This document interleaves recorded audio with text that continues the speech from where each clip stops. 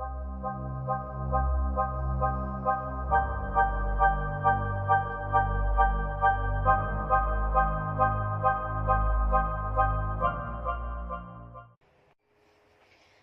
عليكم ورحمة الله تعالى وبركاته، متابعي قناة عالم عايدة موند إكويزين. مرحبا بكم في قناتي الصغيرة.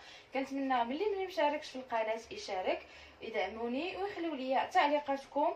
وبالنسبة اللي مشاركين في القناة كنقول لكم مرحبا بكم والف مرحبا. اليوم على بركة الله غادي نقدم لكم كنافة السورية او الكنافة الشامية. هي كتجي زوينه بزاف بالنسبه دابا رمضان. الله يجعله رمضان مبارك كريم علينا وعلى جميع الامه الاسلاميه ان شاء الله.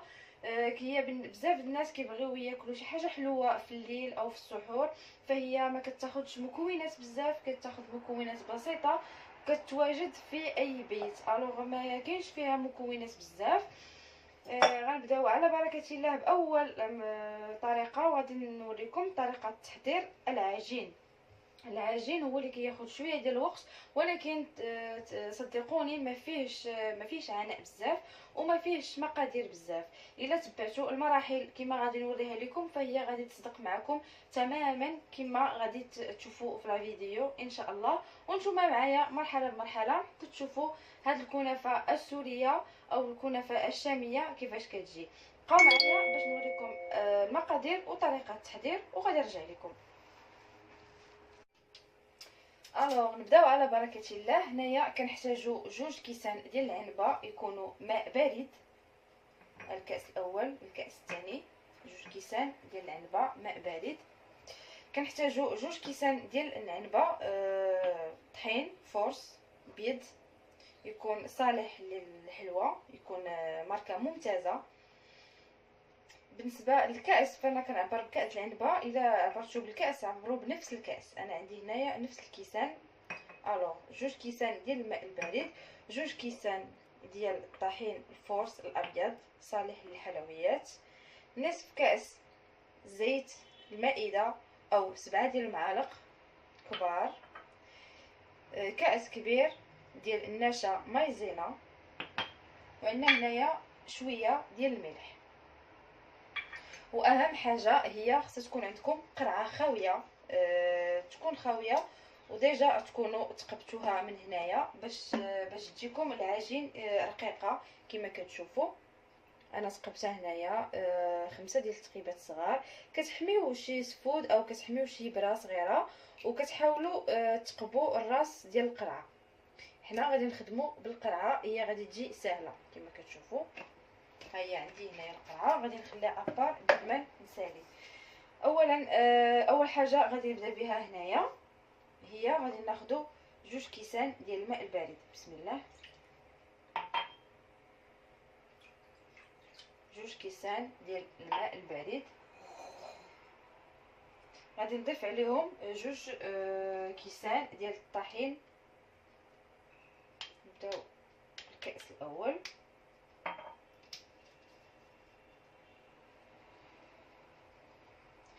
فهي كتجي زوينه بزاف. تبعوا غير المقادير وما تخافوش. بالنسبه الى جاتكم معقده بزاف تقدروا تزيدوا شويه ديال الماء. فهي السر ديالها الا بغيتيها تطلع لك هي كتخدميها. انا كنخدمها غير بالطراب العادي. بزاف تقدروا الناس يكون ما عندهمش الطراب الكهربائي، فانا كندير اللي متوفر عند الجميع. ثاني حاجه نزيدو الكاس الثاني.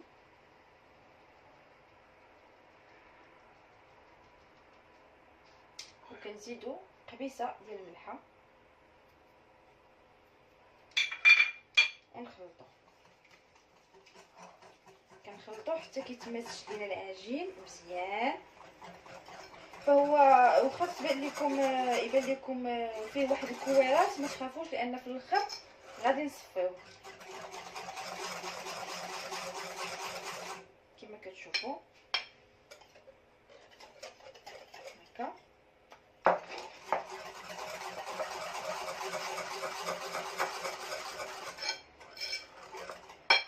من بعد كنضيفو نصف كاس الزيت او 7 ديال المعالق كبار ديال الزيت.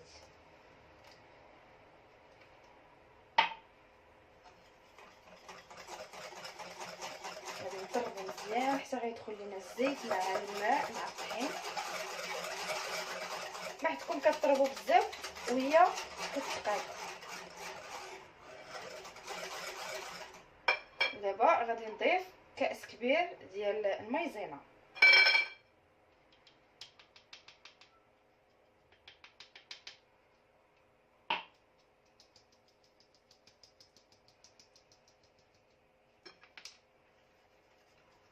مع التخليط المستمر.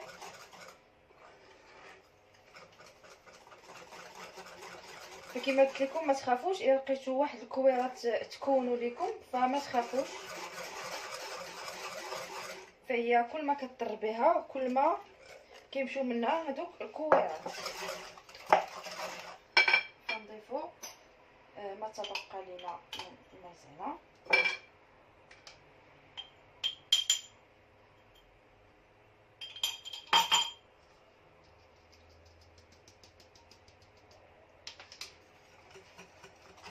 مع التحريك المستمر كما قلت لكم.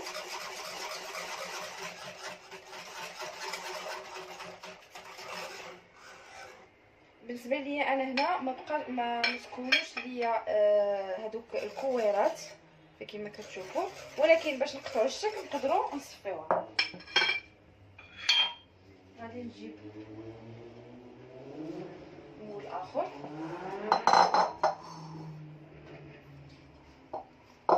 فيه الماء او ناشف من اي حاجه. غادي نجيب صفايه كبر من هذه ثم غادي نديروه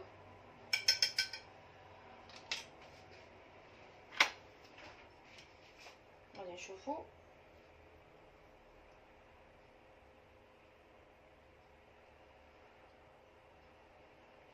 غادي نخليوه حتى يهبط كلشي.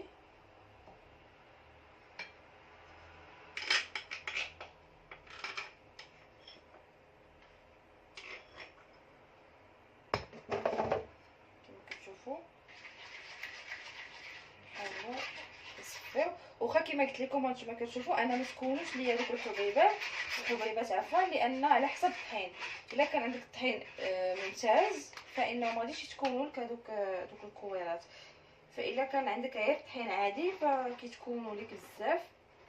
وحاول تصفيهم. بعد ما صفيتهم فالخليط كيجي بحال هكا ما كيتقطعش كما كنشوفوا، تقريبا كيجي بحال ديال البغرير هو ما كيتقطعش. فانا غادي ناخذ هاد العلبه عندي غادي ندير فيها، غادي ناخذ القرعه ديالي ها هي.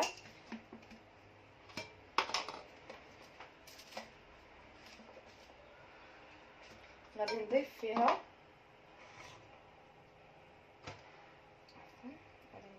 الخليط. فإلا عمرت لي القرعه غادي نحاول نضيف شويه بشويه باش ما تغلبنيش. الا كانت عامره بزاف فغتغلبني.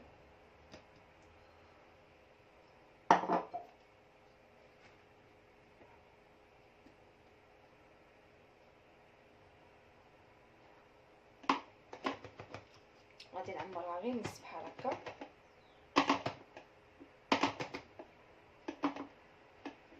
غادي نضيفوها هنايا بثمن سالينا. دابا غادي نسدها كما قلت لكم. انا تقبتها ديجا من الفوق كما هكا، تقبتها غير بواحد الابره غليظه، سخنتها وتقبتها. وغادي نخليو باقي العجين غادي نخليوه ابار هنايا بيدمن نساليو بالعجين الاول. دابا غادي نخليوه هنايا بيدمن. غادي نديرو المقله تسخن لينا شويه، تكون مقله ممتازه خاصه بلي كريب او خاصه بالعجائن ما تكونش كتلصق. غادي نخليوها تسخن شويه وغادي نوريكم الطريقه ديال التحضير وغادي نرجع معكم. من بعد ما شعلت على المقلاة ديالي كما كتشوفوا خصها تكون ديال خصيصا ديال العجائن وما كتحرقش، شاعله عليها عافيه مهيله بزاف، كنخليها حتى كتسخن مزيان. ثم نشوفوا واش سخنات. غادي ناخذ سباتول ديال بلاستيك هكا باش ما تهرسش ليا العجين ديالي. من بعد هادشي كامل خصنا نكونوا حضرنا واحد شي بانيو او شي حاجه فيها شي توب يكون نقي باش ملي نساليو العجين من هنا نضيفوها ليه باش يبقى لينا سخون وما يتخسرش.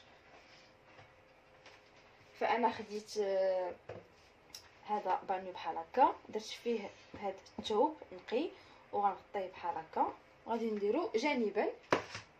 دابا غادي نبدا بسم الله.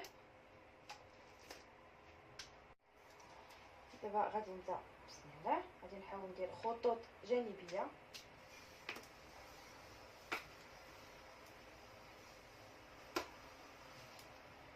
كما كتشوفوا هكا. كل ما رققتوا التقيبات ديالكم كل ما احسن.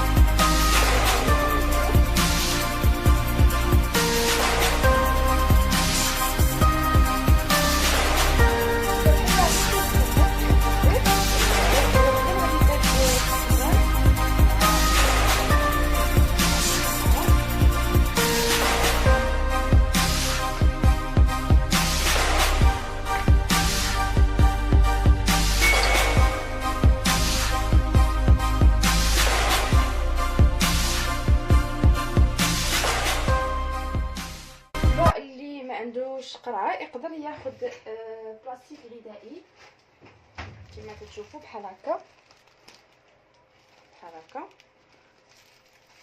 ديروا فيه داكشي العجين اللي عندكم وتقبوه هنايا بابره.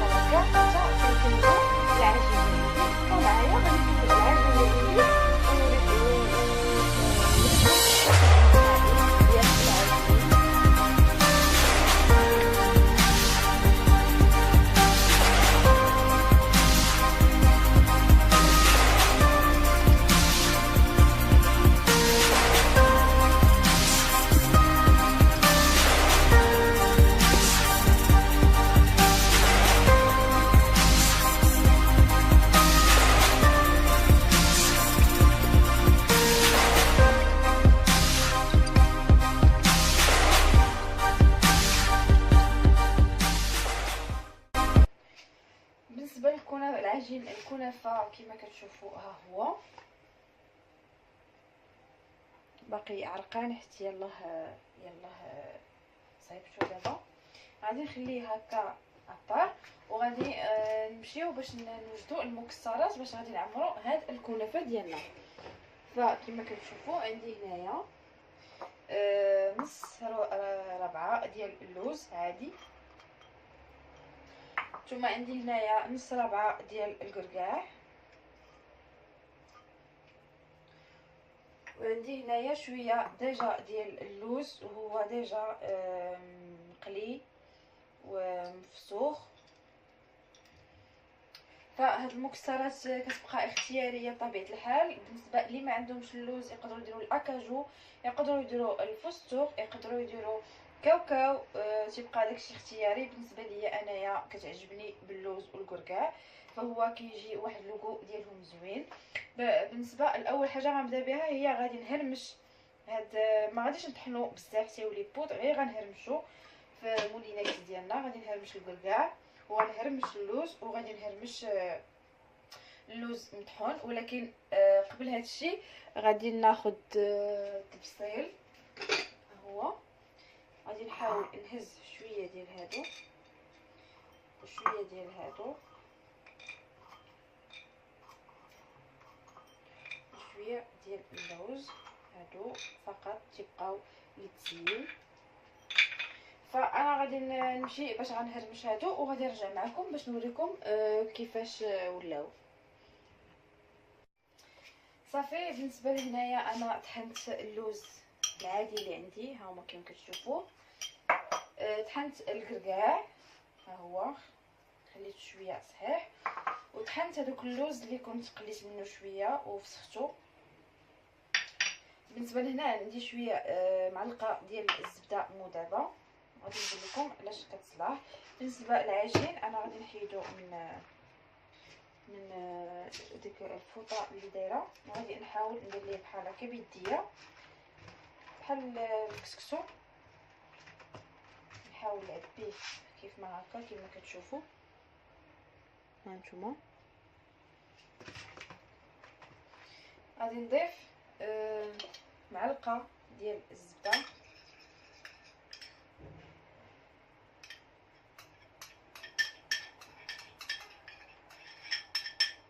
معلقه صغيره ديال الزبده المذابه، وغادي نحاول ندير بحال هكا حتى كتدخل فيه هذيك الزبده اللي عندنا، كيولي كيبري بحال كيف ما هكا.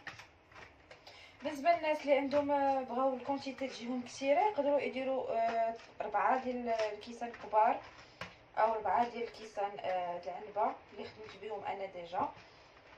يديروا 4، تحاولوا تفكوه بحال هكا، يديروا الكميه مضاعفه وتعطيهم بزاف. بالنسبه لهادشي 2 كيسان راه خرجوا ليا تقريبا هذا الحجم هذا.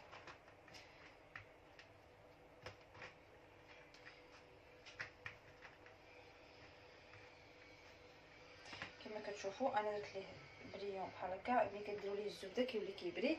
غنخليوه جانبا وغادي نحضروا لاصوص لا كريم ديالنا، عفوا لا كريم بلونش اللي كتمشي مع الكنافه ديالنا.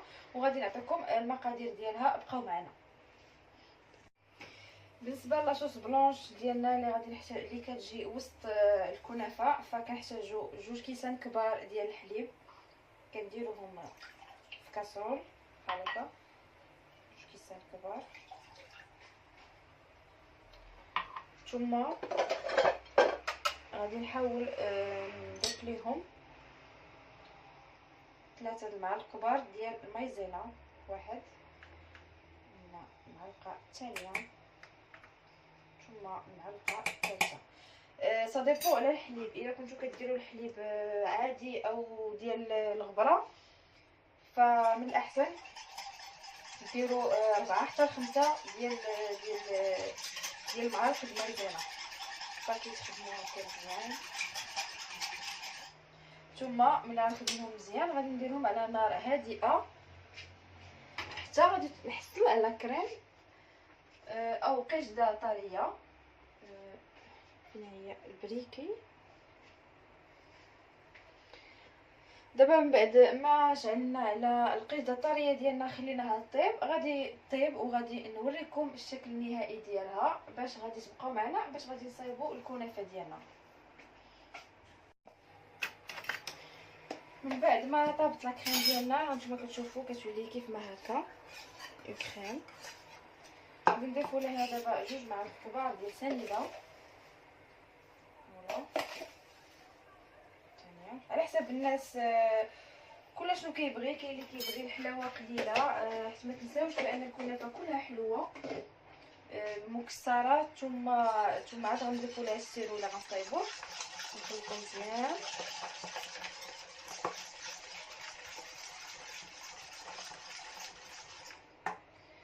ثم عندي هنايا ماء زهر، غادي نضيفو معلقه كبيره ديال ماء زهر.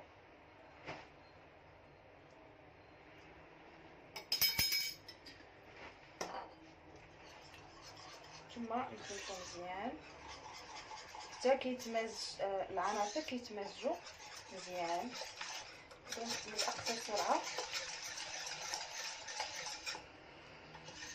تقدروا تذوقوها الا جاتكم ناقصه السكر على حساب كل واحد كيفاش كيبغيها. بالنسبه لي انا كنبغي شويه الحلاوه، نقدر نزيد معلقه ديال سنيده.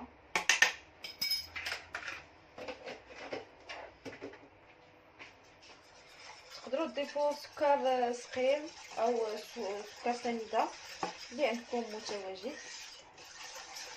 فلا كريم ديالنا هي صارت دابا جاهزه.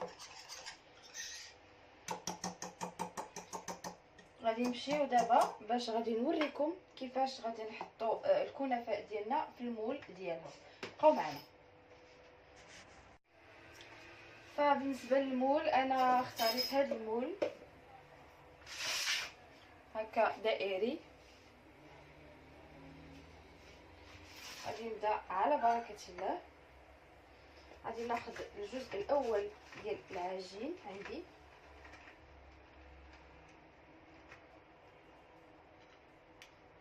غادي نحاول نفرقو على الجوانب كيف ما كتشوفوا، كيف ما هكا نفرقوه حتى ندرقوا المول ديالنا ما يبقاش يبان كيف ما هكا كما كتشوفوا. الا عندكم شي مول صغر منه ديروه، الا عندكم اكبر منه ديروه. فانا على حسب العجين اللي عندي باش يلاه تغطي ليا ما تبقى. فغنحاول نغطي مزيان الوسط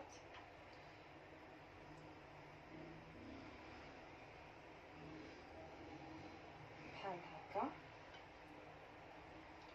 نحاول نضغط مزيان وغنحاول ندير ليها بيدي بحال هكا باش نشوفوا واش باقا شي حاجه ما تطرقاتش. هانتوما كما كتشوفوا خديت الجوانب كلهم اتطرقوا.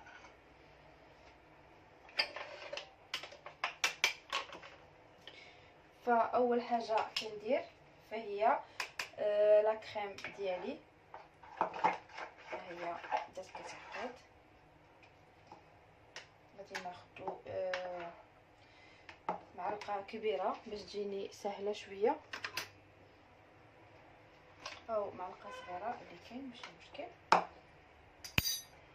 ناخذ جزء هكا. غادي نحاولوا نديروه في الجوانب.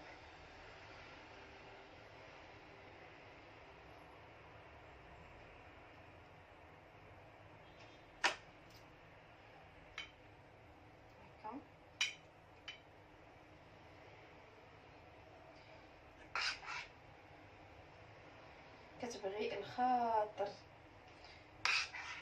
ديري الجوانب بشويه كيف ما كتشوفوا.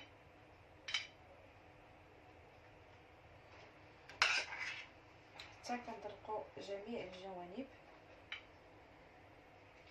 فان المعلقه انا جاتني سهله، كل واحد وشنو باش مولف يخدم. الا عرفتوا تخدموا بسباتول فهي مزيانه. فانا ولفت معلقه فكتجيني كتسد الجوانب. كنحاولوا نسدوا الجوانب كيف ما هكا. بالنسبه بالنسبه للمهلبيه انا درت بالنسبه للماكريم ديالنا او المهلبيه ديالنا، فانا درت جوج كيسان كبار ديال الحليب. الا عندكم مول كبر من هذا تقدروا ديروا الحليب اكثر. فانا درت دابا هكا، بقى لي غير الوسط غادي يكون ان شاء الله سهل.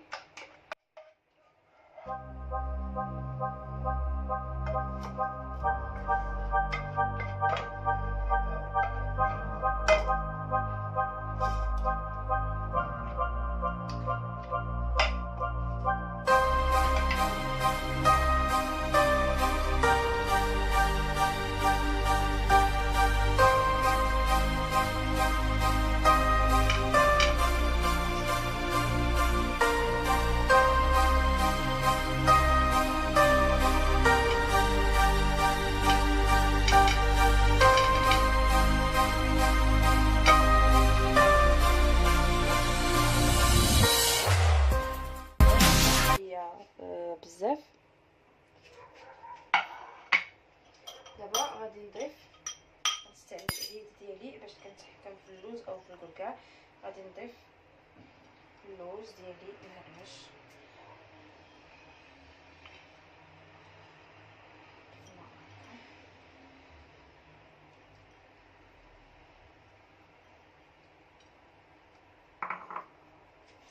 غادي نضيف الكركاع اللي عندي حتى هو، مكسرات اللي عندكم فكيكم، اللي عنده الكاوكاو، اللي عنده الفستق، اللي عنده الاكاجو، فداكشي كيبقى اختياري. انا بالنسبه ليا قلت لكم كيعجبني اللوز والكركاع، كيجي زوين.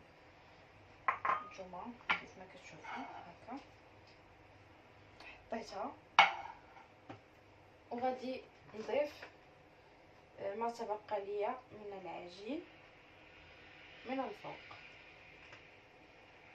فهاد الكنافه فهي كتبقى اختياريه بالنسبه للناس اللي بغاو يديروها صغار، ما يديروهاش في مول هكا، فهي كتبقى اختياريه. تقدروا ديروها صغيره اولا تشدوا كيف ما هكا، تشدوا شويه العجين، تحاولوا تقادوا وديروا شويه ديال اللوز، شويه ديال الكركاع، شويه ديال لاكريم، وتلويوه وتحطوه في مول وتستفوه مزيان، واحد يلصق في واحد، وتدخلوه للفرن. وملي تساليو تقطعوه فهو كيجي قطع صغيره.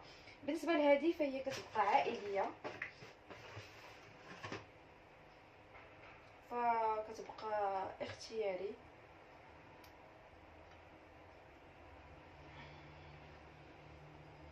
انا حاولت ندرق داكشي اللي بقى من الفوق. نتوما كنضيف كركاع اللوز المطحون الاخر اللي عندي،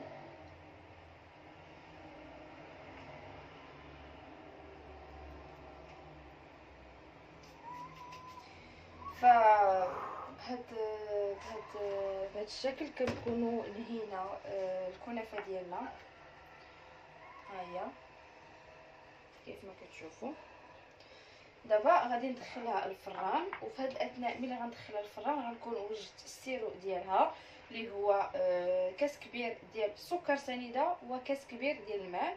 كنخليهم حتى كيغليو مزيان وما كنخليهمش كيعقدوا كيوليو بحال الكراميل، غير يشد السكر نحسو به يدخل في الماء وكنخرجوه على ما كتخرج هي، وكنسقيوها وكنعاودوا نسقيوها لثاني مره وحتى لثالث مره الى اقتضى الحال، وكتكون عندنا زوينه وكتكون عندنا كيف ما بغيناها ان شاء الله. الوغ دابا غادي ندخلها الفرن، بقاو معايا باش غادي تشوفوا الشكل النهائي للكنافه. فبعد ما خرجنا الكنافه ديالنا من الفرن كما كتشوفوا باقا زوينه، كتجي على هذا الشكل هكا. بالنسبه للسيرو راه صايبتو ولكن ما كملتوش باش نقول لكم شنو درت فيه. بالنسبه للسيرو ديالنا هو هذا، نحتاجوها. استعملنا كاس كبير ديال السكر سنيده ثم كاس كبير ديال الماء. ما خصكمش تخليوها تجي ثقيله فهي خاصها تجي خفيفه شويه بحال هكا كما كتشوفوا. غادي نزيد عليها معلقه كبيره ديال العسل، اي نوع متواجد عندكم. نحركهم مزيان.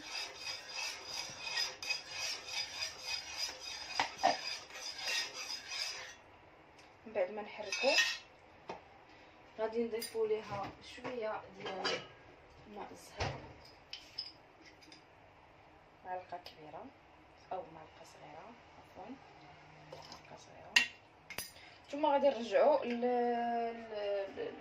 الفوق النار، غير نحسوا بهذا المزيج، هذا الخليط تمازج مع بعضو، ونرجعوا معكم باش نسقيوها من الفوق ونخليوها ترتاح عاوتاني واحد شويه ونعاودو نسقيوها. بالنسبه لهذا السيرو فهو كيبقى، يقدروا ديروه في شي كاس او في شي اناء ديال الزجاج، يبقى عندكم فيما تبغيو تحطوها تقدروا تسقيو به فانه ما كيخسرش.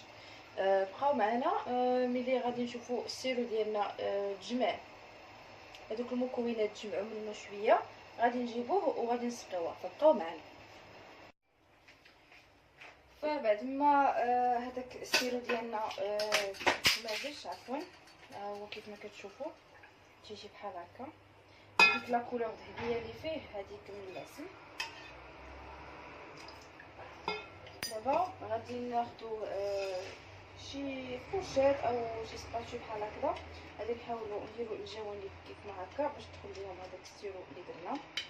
فهي كتجي بحال شي بسكوي، كتجي زوينه بزاف. بسم الله، غادي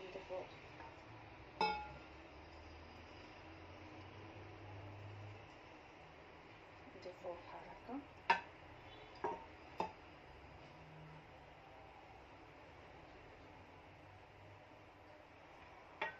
مع درنا فيه الماء الزهر، كتجي ريحته رائعه. كنحاولوا نخطيو كلشي، فهي كتشرب ولكن كنحاولوا نخطيوها ماء كامل. فهو نوع جميل من المكسرات، كتجي هائله. بالنسبه لهذا السيرو اللي بقى ليا نقدر نديرو في شي قرعه عندي نحتفظ به في الثلاجه، فيما نبغي ندخلها او نخرجها نقدمها للضيوف ديالي، نزيد شويه لانه هذا كيشرب. من بعد غادي نعاود ندير شويه ديال المكسرات من الفوق بحال هكا،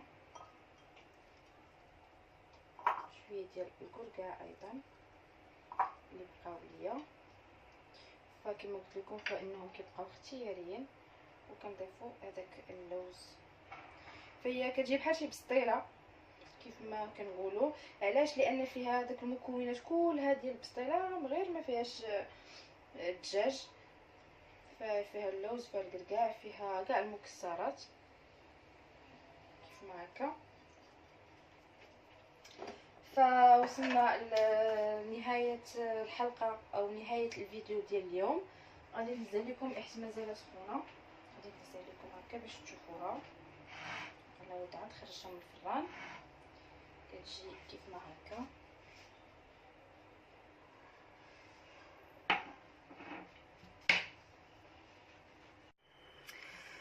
فالكنافه ديالنا اليوم ها هي واجده كيف ما كتشوفوا، ها هي.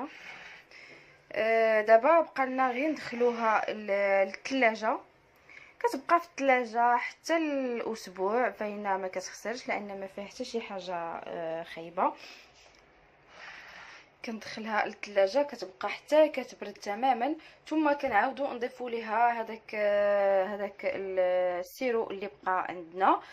وممكن لكم تاكلوها هكا اولا تقطعوها اولا تبقى لكم الاختيار. فهي كتولي هي كل ما بقات كما كنقولوا، كل ما بقات في الثلاجه كل ما كتزيان، كل ما كتولي زوينه ولذيذه وكتطلق هذيك المكونات ديالها وكتجي زوينه بزاف. كنتمنى من الفيديو اليوم ينال اعجابكم، كنتمنى من الكنافه السوريه او الشاميه تعجبكم وديروها في داركم، الناس تبقاو تشريوها. الا عندكم هاد المكونات فهي مكونات بسيطه جدا. في هذا العواشر وفي هذا رمضان الكريم كنتمنى يدخل عليكم بالصحه والسلامه وطولة العمر، واي حاجه كتمنوها في حياتكم توصلوا لها ان شاء الله بالصبر والمثابره. كانت معكم عايده من مطبخ عايده. بالنسبه للناس اللي ما مشاركينش في القناه يشاركوا باش يوصلهم الجديد القناه ديالي. كنتمنى والناس اللي معايا كنقول لكم مرحبا بكم ديما. كنشكركم على الدعم ديالكم، وكنشكركم على لي كومونتير اللي كتخليو ليا. كل شيء ديالكم كيوصلني وانا كنجاوبكم. كنشكر كاع الناس اللي وقفت معايا واللي باركت لي العواشر واللي هضرت معايا في الخاص. كنشكركم جيد الشكر. كانت معكم عايدة من مطبخ عايدة. رمضان كريم، دمتم في رعاية الله، وإلى الفيديو المقبل إن شاء الله.